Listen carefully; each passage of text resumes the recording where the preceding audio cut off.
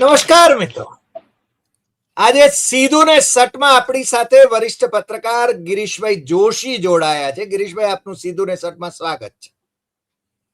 ધન્યવાદ. ગિરીશભાઈ આંતરરાષ્ટ્રીય બાબતોની જ્યારે વાત કરે ત્યારે કંઈક નોખી વાત લઈને આવે છે, કારણ કે દ્રષ્ટિવંત છે એ બાબતમાં. રૂટીન બાબતોમાં આપણે શું પડવું, એમ ગિરીશભાઈ હંમેશા કહેતા હોય છે કે આપણે કઈ નોખી વાત ન કરી શકીએ તો પછી આપણા દર્શકોને શું કામ રસ પડે આપણામાં. અને આજે જે વાત લઈને આવ્યા છે એ સ્પેન અને બ્રિટિશ એ બંને જે સામ્રાજ્યો હતા એ સામ્રાજ્યો દુનિયાભરમાં રાજ કરવાની એમની મહેચ્છા જે હતી એ 250 વર્ષમાં પૂરી થતી હતી. એમની ચડતી અને પડતીના 250 વર્ષની વાત, અને હવે અમેરિકાને પણ 250 વર્ષ થઈ રહ્યા છે, ત્યારે એની પણ હવે પડતી જ થઈ રહી છે.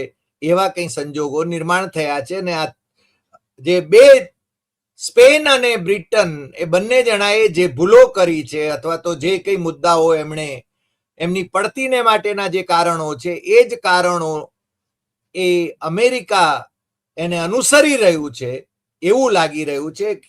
આ વિશે આપણી સાથે ગિરીશભાઈ જરા માંડીને વાત કરવાના છે, એટલે તમારે જેને છેલ્લે સુધી આ એપિસોડ જોવો પડશે અને તમારા પ્રતિભાવો આપણી કમેન્ટ બોક્સમાં જરૂર લખવા પડે અને આ એપિસોડને સૌથી વધુ શેર કરવો પડે, કારણ કે દુનિયામાં ફોજદારી કરવા માટે નીકળેલા દેશો એ 250 વર્ષના સાયકલ સુધી એ ચડે છે અને પછી પડે છે.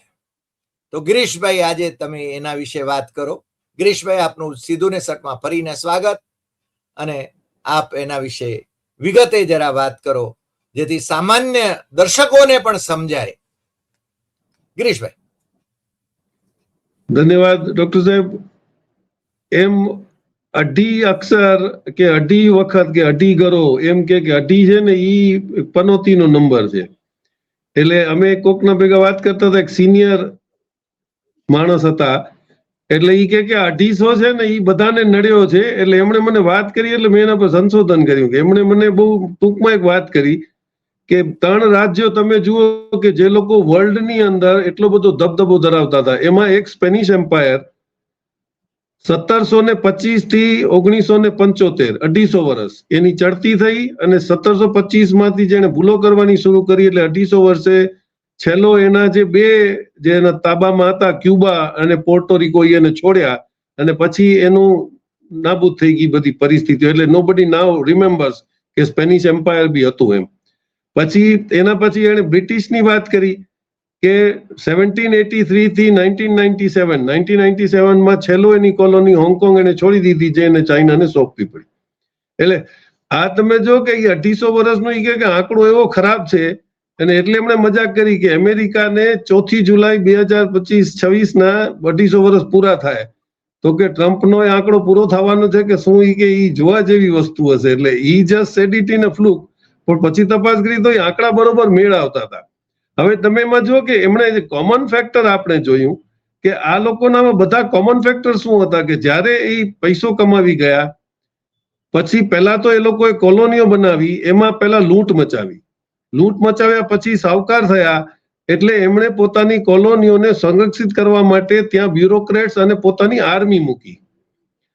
આર્મીના ખર્ચા, અને પછી પ્રોડક્શન બંધ થયું કે જો આપણે જહાજ ખરીદી શકતા હોઈએ તો બનાવવા શું કામ, જો આપણે અનાજ ઇમ્પોર્ટ કરી શકતા હોઈએ તો આપણે પકાવવા શું કામ.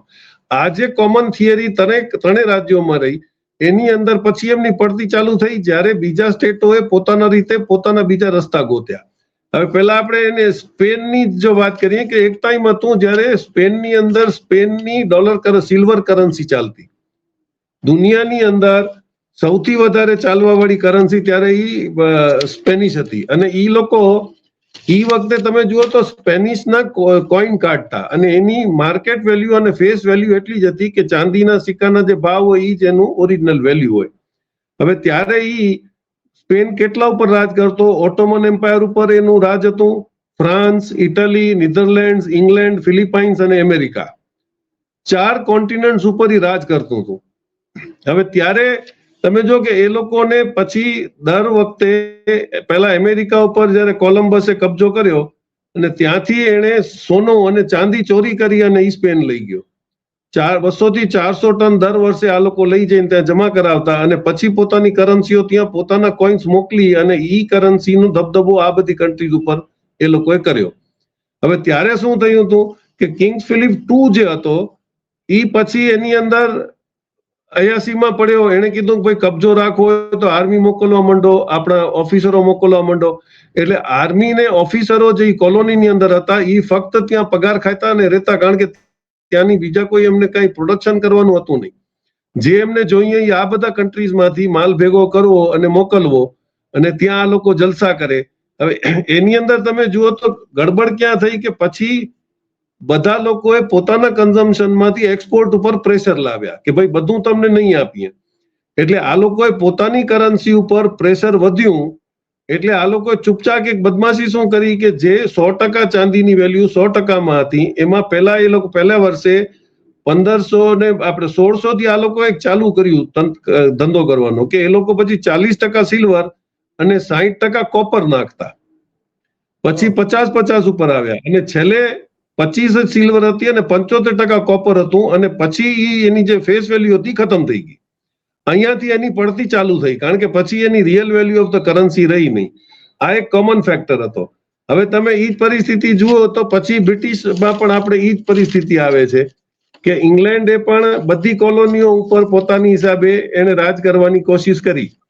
1900 થી એમ કહેવાતું કે ભાઈ એવો મોટો રાજ્ય હતો કે sun does not set on the British empire, કારણ કે એટલી બધી એની ફેલાવો 25% લેન્ડ ઉપર રાજ કરતા અને 6 કોન્ટિનેન્ટમાં એમની કોલોનીઓ હતી.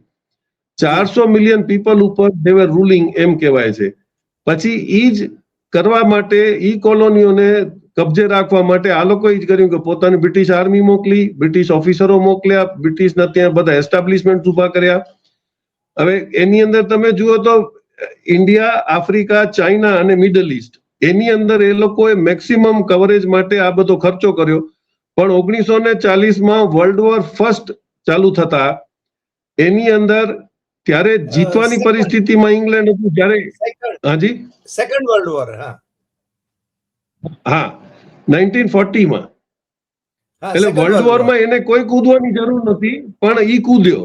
એટલે ઇંગ્લેન્ડ જયારે કૂદ્યો ત્યારે એને એક તો કોલોનીના ખર્ચા અને પછી વોરમાં જે નુકસાન થયું ઈ રિકવર કરવા માટે એમણે પાઉન્ડની જે ફિક્સ વેલ્યુ કરેલી હતી ઈ ધીરે ધીરે ઓછી થવા માંડી, કારણ કે પછી પાઉન્ડની સામે બીજી કરન્સીઓ પણ કોમ્પીટ કરવામાં આવી, કારણ કે બીજા કન્ટ્રીઝે બી એ લોકો સાથે જોઈન કર્યું. હવે ઈ વખતમાં તમે જુઓ તો એને નુકસાનમાં પોતાની કરન્સીને ફ્લોટ રાખવા માટે ઈ વખતે અમેરિકામાં જે એને સોનું રાખ્યું હતું ઈ એને 1 ટ્રિલિયન આજના તારીખમાં 1 ટ્રિલિયનની એને લોન લેવી પડી, જે લોનમાંથી ઇંગ્લેન્ડ આજ પણ બહાર નથી આવ્યું, કારણ કે અમેરિકાએ પઠાણી વ્યાજ લગાડીને પૈસા વસૂલ કરે. એટલે આ જે બધી પરિસ્થિતિઓ હતી એમાં છેલ્લે 1925ની અંદર એ લોકોની કોલોનીએ જેમ કહી દીધું કે તમારી વેલ્યુ ઓવર વેલ્યુ, તમારી કરન્સી ઓવર વેલ્યુડ છે, એટલે now it will done on a gold base. અને ગોલ્ડ બેઝ માંથી કરવા ગયા ત્યાં જે પરિસ્થિતિ અમેરિકાની અત્યારે ઉભી રહી કે જ્યારે નિક્સને કાઢી નાખ્યું પછી આ લોકોએ ઈ જ કર્યું કે તમારે પાઉન્ડ છાપતા રહ્યો અને બધી કોલોનીને આપતા રહ્યો અને ઈ બર્ડન વધતું ગયું તમારું, which came to almost 32% of the GDP. એટલે હવે તમારી ડેપ્ટ જે હતી જીડીપી થી લગભગ 50% વધારે થઈ ગઈ, એટલે તમારી કરન્સી ઉપર લોડ આવ્યું અને ધીરે ધીરે તમારે કોલોનીઓ ખાલી કરવી પડી ત્યાં, કારણ કે પછી તમે કોલોની ઉપર ખર્ચો નહોતા કરી શકતા. જે કમાવાનું હતું એ તમે કમાવી લીધું, પછી મેન્ટેન કરવા માટે એની બ્યુરોક્રસી, એની આર્મી, એમના પાસે ઈ પૈસા નહોતા. એટલે અલ્ટિમેટલી 1945માં આ બૂમરેંગ થાય છે અને યુએસએ અને કેનેડાના 30 ટાઈમ્સ ઓફ જીડીપી ના પૈસા જે આપ્યા હતા એ રિટર્ન ન કરી શકે, એટલે એ લોકોએ નાદારી જાહેર કરવાની શરૂ કરીને આજે બ્રિટિશ કોલોની, બ્રિટિશ એમ્પાયર ક્યાં છે ઈ આપણે કોઈને કહેવાની જરૂર નથી, જાણે છે કે very they have become A regional. આજે સ્પેન એક રિજનલ કન્ટ્રી છે, ઇંગ્લેન્ડ એક રિજનલ કન્ટ્રી છે.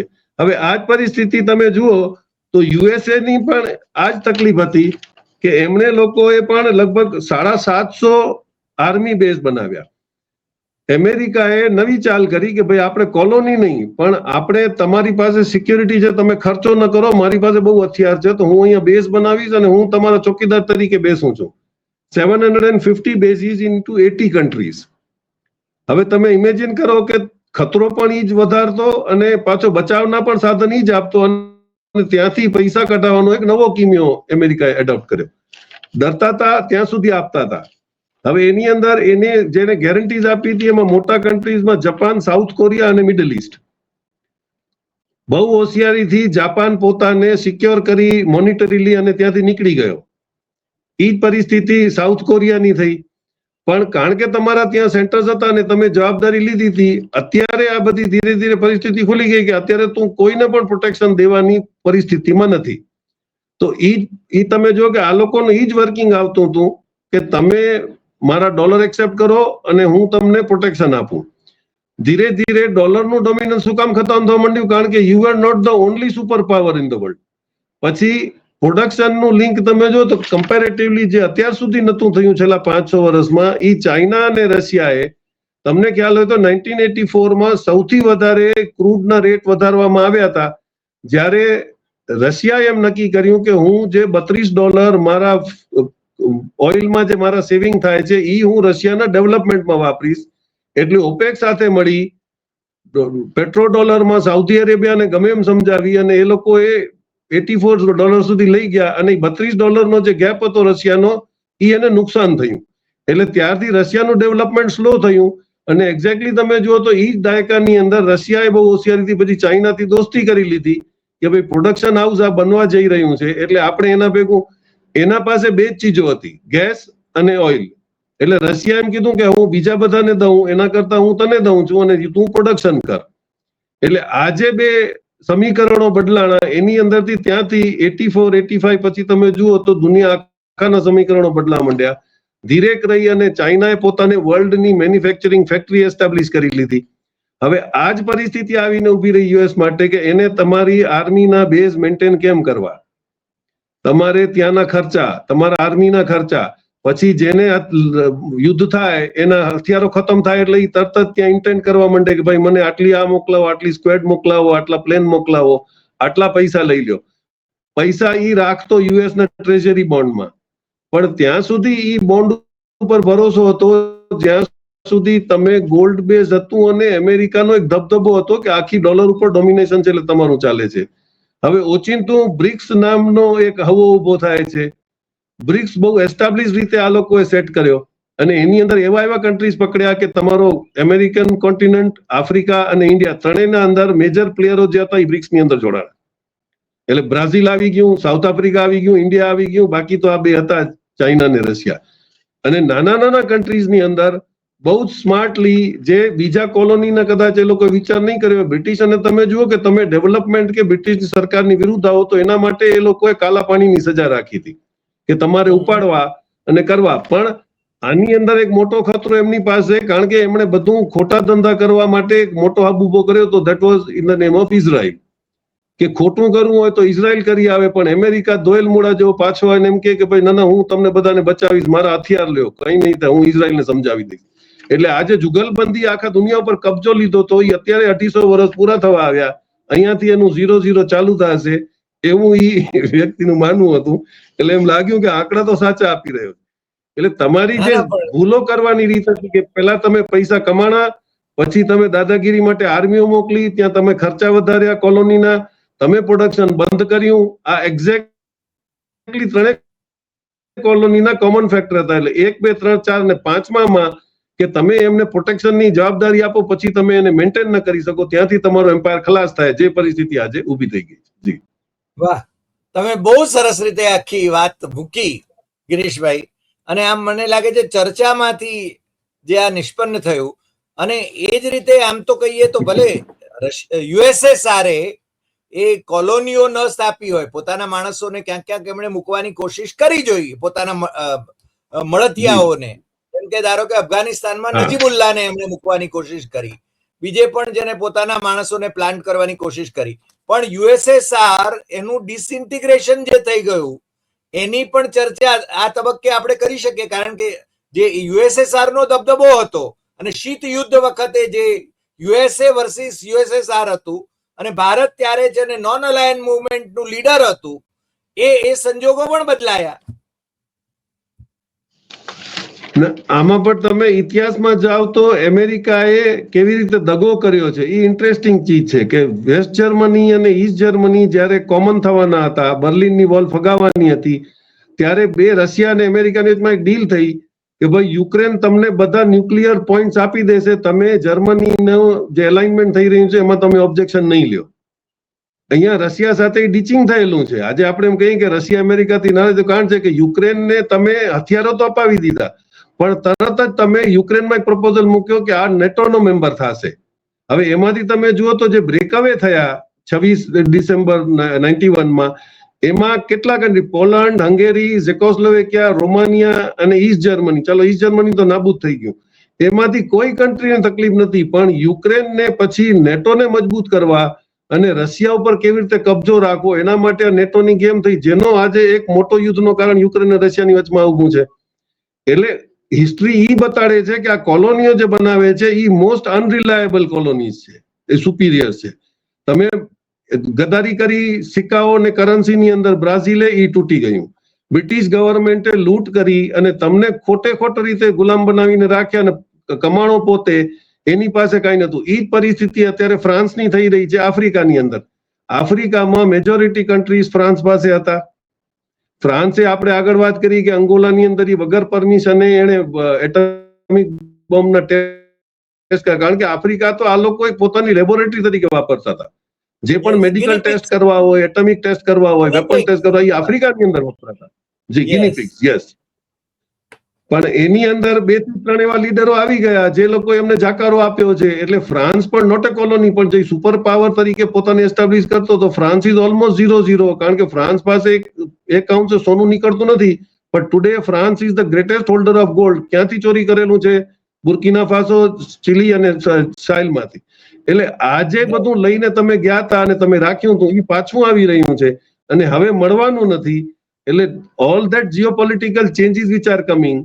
અને આપણે જેમ વાત કરી કે હવે બીજા લોકોને પણ રસ જાગે છે. આજે ઇઝરાયલ અને અમેરિકા મળી અને જે તમારા પડોશમાં ડખા ઉભા કરીને તમને ડરાવતા અને હથિયાર વેચતા, એની બદલીમાં ઈરાન એવું ઊભું થયું જેણે ખરેખર ડરાવી દીધા છે. એટલે હવે સમીકરણો જે બદલાય છે, તમારી કોલોનીમાં તમે ગલ્ફની અંદર પણ ફાંજા નાખ્યા હતા, તમે Saudi Arabia, Dubai, Bahrain, Qatar, નાના દેશોને એમ કીધું કે માલ અમે લેશું, સિક્યુરિટી તમે અમારાથી લ્યો. હવે સિક્યોરિટી કેટલી કારગીર થઈ એ લોકોને ખબર પડે છે. આજે પરિસ્થિતિ તમારે યુક્રેનથી તમારે એન્ટી એરક્રાફ્ટ મંગાવી પડે છે. તમે જાપાનને કહો છો કે અમને થોડાક દિવસ આપો, તમે સાઉથ કોરિયાને કહો છો. હવે આ જ પરિસ્થિતિ આવીને ત્યાં ઉભી રહી છે કે જો એ થયું તો ચાઇના તાઇવાન ઉપર કબજો લઈ લે, રશિયા યુક્રેન ઉપર લઈ લે અને ઈરાન ગલ્ફ કન્ટ્રીઝ ઉપર લઈ લે, તો એને બચાવ કરવા માટે કયો કન્ટ્રી અત્યારે ઊભું છે? That is a big suspense. એટલે બધા પોતપોતાના વિચારો બદલી રહ્યા છે, which will be easy to assess. જી, વાહ ગિરીશભાઈ, આજે છે ને એક નોખી વાત આપે કરી અને મને લાગે છે તથ્યો આધારિત આ વાત છે. ઇતિહાસ ગવાહ હે એમ કહીએ તો ચાલે. અને મને લાગે છે કે જે લોકો સામ્રાજ્યવાદી નીતિઓ ધરાવે છે, હવે પછીના દેશો પણ જો સામ્રાજ્યવાદી નીતિ ધરાવશે તો એમની પણ આ જ વલે થવાની છે, એ આપણે સમજી શકીએ છીએ. આપ આજે અમારી સાથે જોડાયા એ બદલ આપનો ખૂબ ખૂબ આભાર.